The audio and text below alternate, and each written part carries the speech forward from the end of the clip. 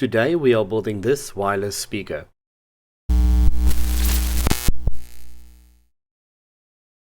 This project started when Arylic sent me some of their wireless modules and I opted to build it into a wireless speaker, similar to what you can expect from a Sonos wireless speaker. Using SketchUp to design, the overall dimensions are roughly 220 millimeters high by 162 millimeters wide and 174 millimeters deep. The size is still rather compact and gives me enough space inside the cabinet for optimum driver volume, the electronics and the crossover network. The internal design of the enclosure might look a bit complex, but I'm using 6mm MDF for all the panels except for the front baffle, which is 12mm thick MDF. And most of the panels can easily be cut with a jigsaw, miter saw and or table saw, hopefully making this a very accessible build. The electronics is also rather simple and it fits into an isolated cavity on the back of the speaker. This design is ported, so we still get decent bass from such a relatively small speaker down to approximately 55 or 60 Hz at -3 dB. And then to make the speaker look as if it was bought in a shop and neutral to make it fit most interiors, I will be using a padded black speaker grill cloth and top off the speaker with a brushed aluminium plate on top.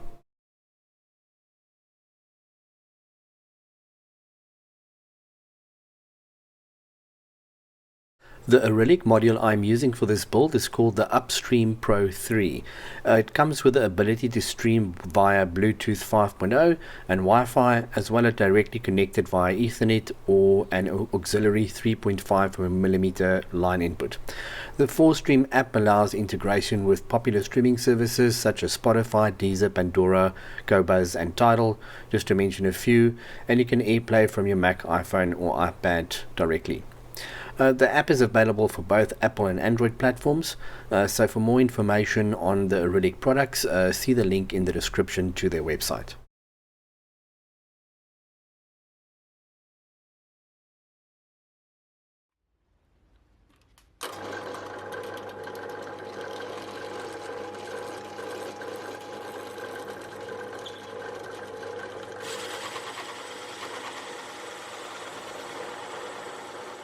The build starts with drilling the holes for the drivers in the baffle. I have opted to use drivers from Dayton Audio. The woofer is the TCP115 4-ohm 4-inch driver and the tweeter the ND20FB 4-ohm 3/4 inch soft dome tweeter. I'll leave purchase links in the description below. For the tweeter I use a 35mm Forstner bit. Just now later on I'll have to make this hole slightly larger to fit the tweeter.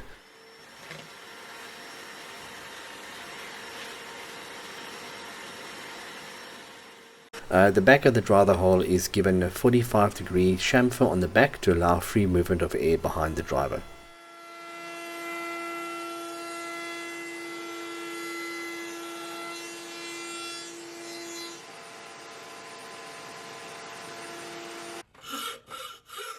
As mentioned before, the tweeter hole needs to be bigger for it to fit, and I'm using a half-round file to open up the hole slightly to fit the tweeter.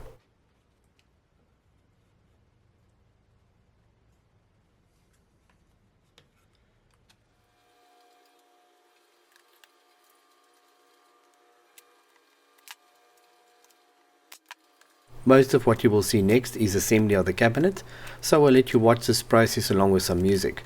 Where necessary, I will interrupt with some comments until we also get to the electronics and crossover parts of the build a little bit later.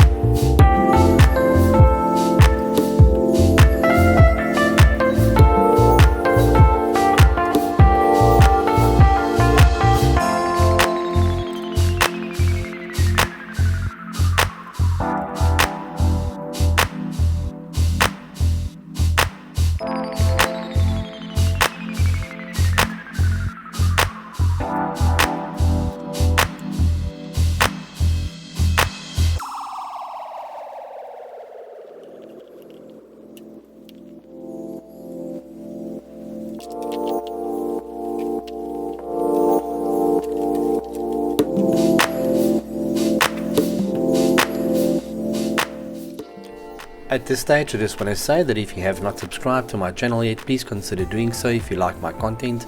Also, please like this video and ring that notification bell to get notified when new videos come out. Also, take note that I have detailed and comprehensive build plans available for this build on my website at soundblab.net. There will be a link in the description below.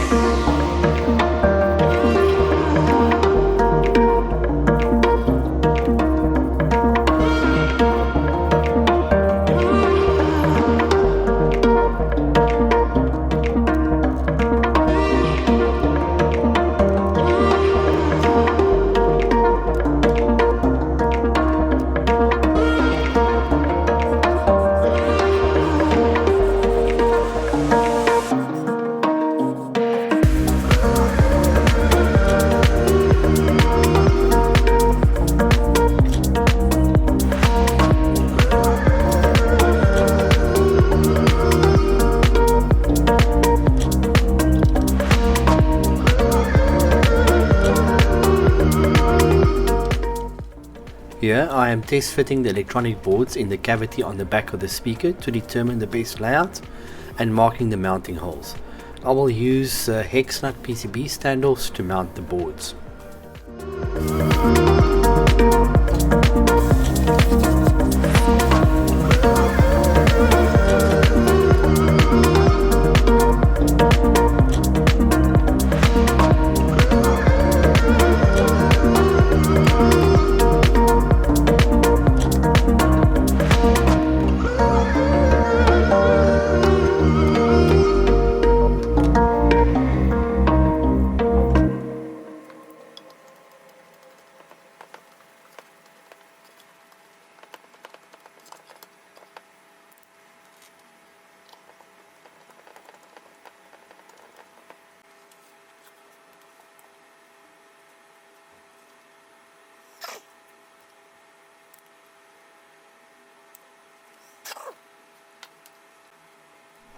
Since the amplifier board is mono, we need to join the stereo signal coming from the Arylic module from the left and right channel.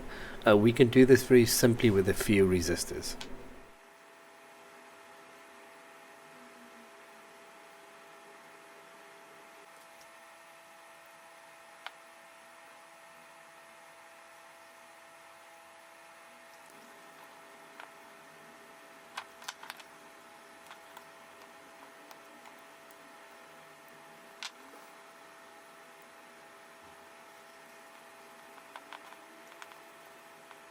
The mono amplifier board is from banggood.com and puts out about 50 watts into 4 ohms with a 12 volt power supply.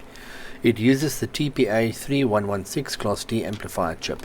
However, with 24 volt it can provide 100 watts at 4 ohms, but that will be too much power for the drivers in this speaker.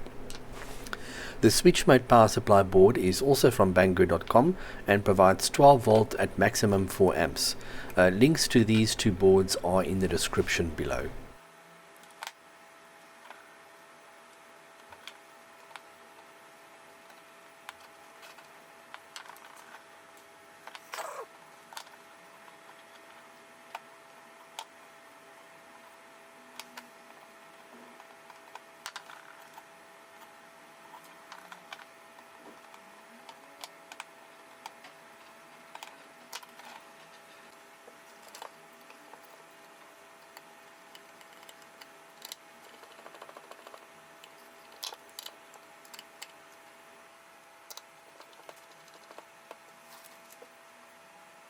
This little white box is a small 5 volt switch mode power supply to power the Arylic wireless board, and it does a great job of isolating so that we do not get any ground loop noise, and as a result this setup is dead quiet.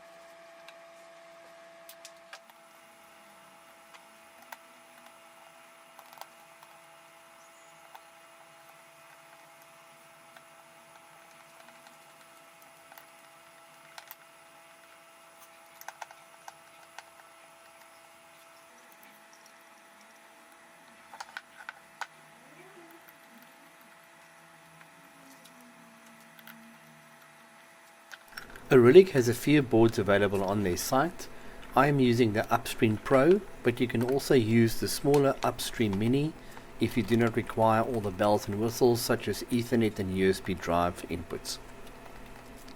Here you can see the Upstream Mini that I'm just mounting as an alternative to the Upstream Pro.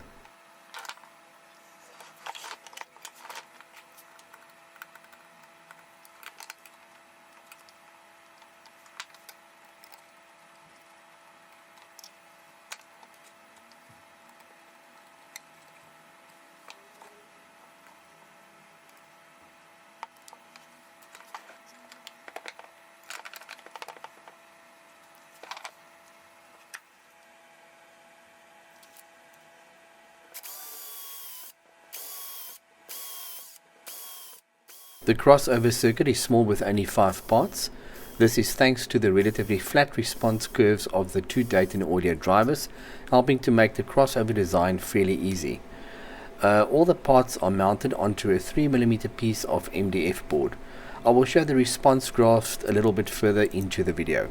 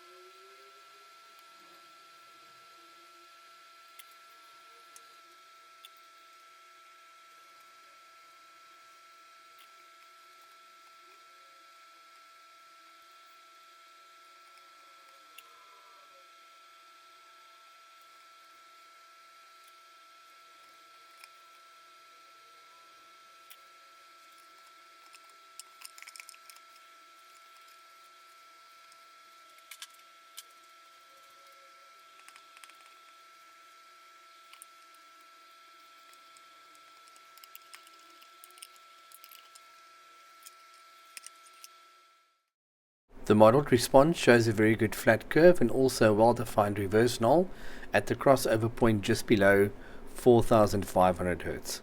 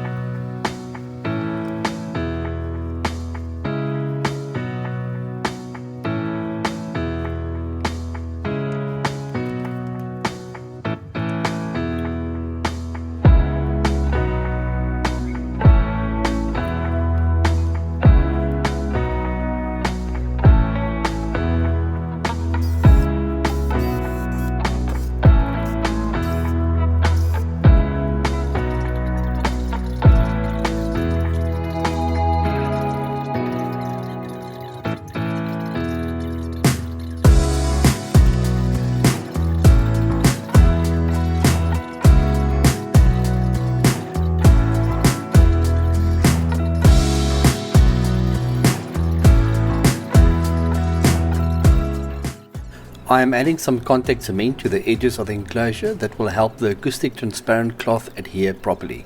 This fabric has a foam backing which actually makes it very nice to the touch and gives the speaker a well-rounded and clean look. There is a purchase link in the description for this fabric.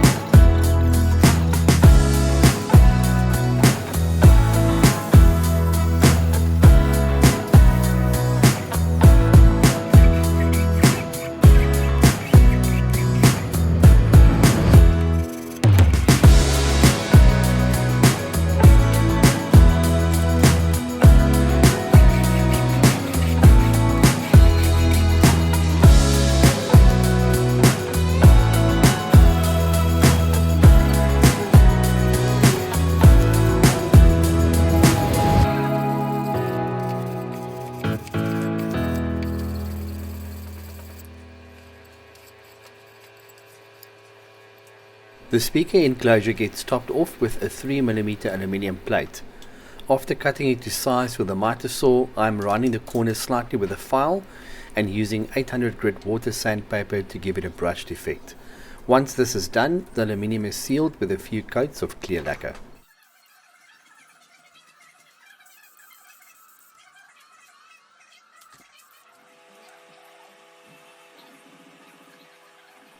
Felt pads are stuck to the underside of the speaker to avoid scratching any surfaces or the speaker itself.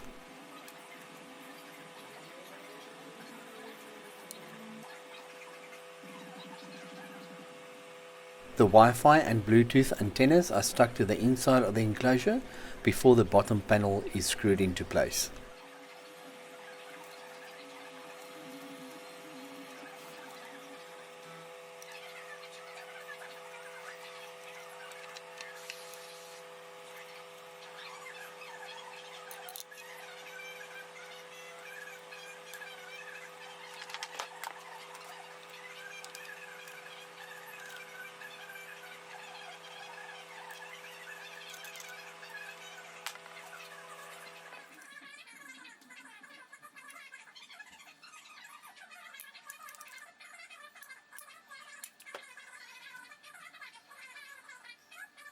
The final step is to glue the aluminium panel to the top and then adding the SoundBlab resin dome logo to the front.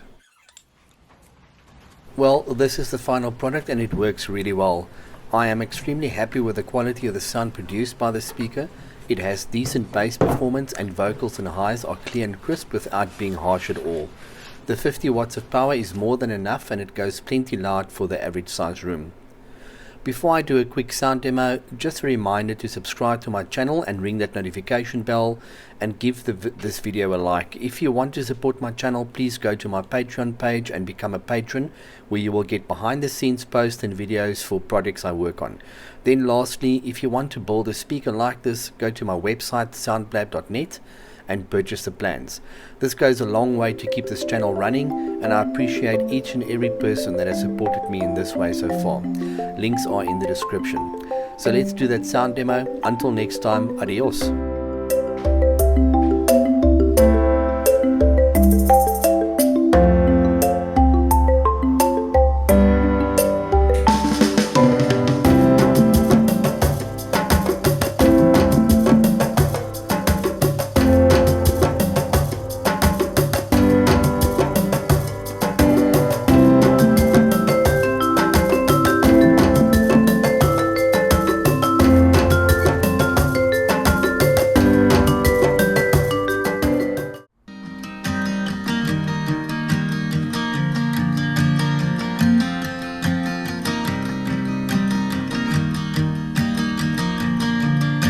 It's 2 a.m. and I can't fall asleep, 'cause I'm not tired. I'm thinking about the days we used to shine when we were young. I told you that we should start a band and reach for the sky. It's 2 a.m. and I can't fall asleep, I'm just not tired. I can hear the raindrops falling. It's cold outside and I kinda feel like calling, but it's too late now. I just miss you.